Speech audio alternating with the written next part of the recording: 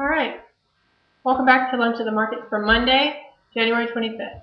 There's talk this morning that the administration has the vote to confirm Bernake. Just a reminder to go to www.senate.gov and click on Senators and select your state, and we'll give you the 2 phone numbers to call the senators from your state. Please call your senators today from your state so that and encourage them to vote for Bernake as the Federal Reserve Chairman. No one is better prepared for this than this man. His entire life in school was spent studying the Great Depression, and I can't help but think that he's in his position during this time in history because he's the best person prepared for the job. Enough politics, let's talk stocks.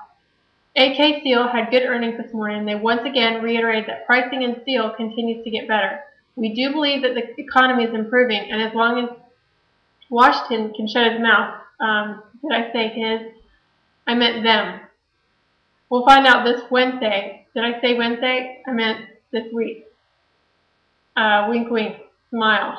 Well, we're not playing AK Steel. We have been vocal about U.S. Steel, which we like better.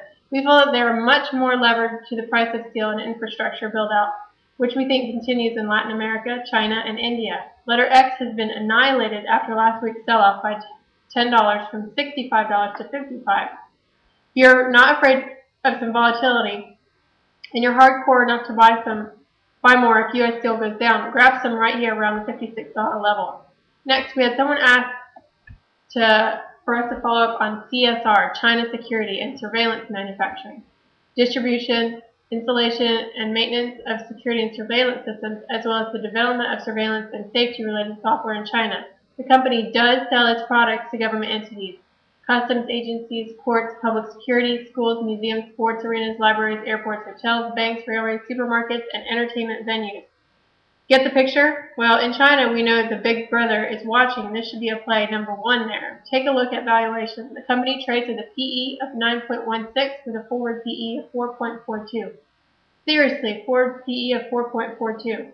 Do our little earnings dance and you get a 1.71 of EPS. Apply that current PE and you get the stock to $15. That is much higher than here.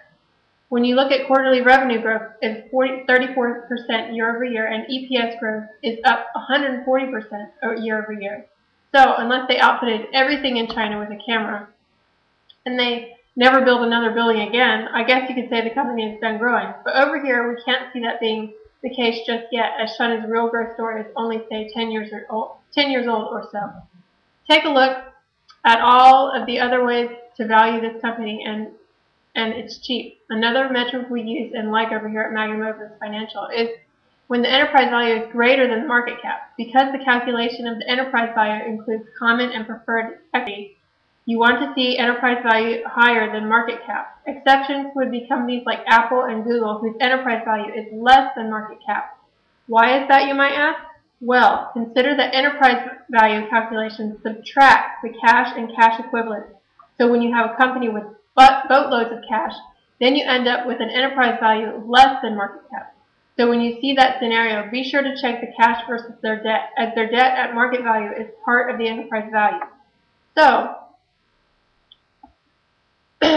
when you see that scenario, you have tremendously more cash than debt, you'll see the enterprise value go not down versus the market cap. For companies that are not as well off as Apple and Google, when we're talking about the balance sheet, look for the enterprise value to be more than the market cap. We have a call-in to finance professional at UNC Greensboro to get some more details on how to use enterprise value.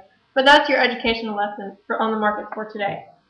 Speaking of Apple and Google, they've gotten way too cheap. The PE of high-growth companies like these usually get quite inflated because money managers are willing to pay up for this type of growth, therefore commanding a higher multiple. Apple is at a trailing 32 and forward 21 for PE. Wow, forward PE of 21, not bad at all. With Google, it's even better, 26 trailing and 17 forward PE. Less than 20 for the forward PE of Google, with $77 a share in cash, $24 billion of cash and no debt. Cash flow of $9.3 billion. Take a look at Apple and Google today. They're just too darn cheap. Tune in every day. The markets are open at 1:15 Eastern Standard Time. Have a great day. Remember to call your senator, and we'll see you tomorrow.